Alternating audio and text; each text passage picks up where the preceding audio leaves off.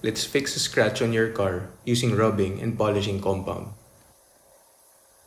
Here's what you'll need: rubbing compound, polishing compound, microfiber towels.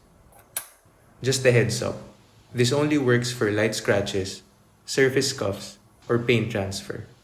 Anything that's still in the clear coat. This method won't work on anything deeper or when the paint is fully scratched off. Start by cleaning the area thoroughly to remove any dirt or debris. Apply a small amount of rubbing compound to a microfiber towel. Rub it into the scratch using circular motions and firm pressure for 30 to 60 seconds. This helps level the clear coat and fade the scratch.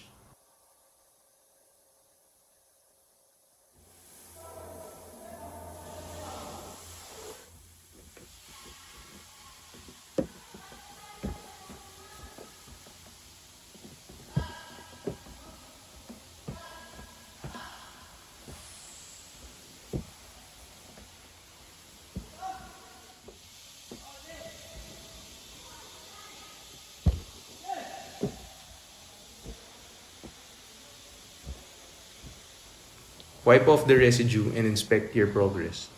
If the scratch is still visible, repeat the process once or twice but don't go too far. Now for the most part people skip, polishing. Stopping at rubbing compound leaves the surface dull or hazy because it slightly scuffs the clear coat while removing the scratch. Polishing restores the shine and smoothness, blending the repaired area with the rest of the paint. Apply a small amount of polishing compound and rub it in using the same circular motion.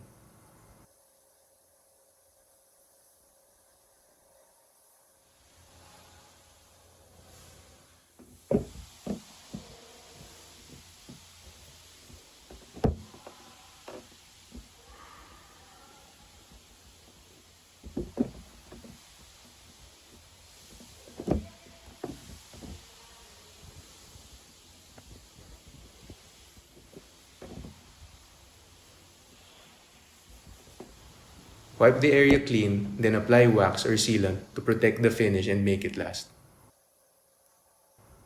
And that's how you properly remove a scratch. If this helped, give it a like and subscribe for more DIY car care. Got a deeper scratch or questions? Drop a comment and I'll help out.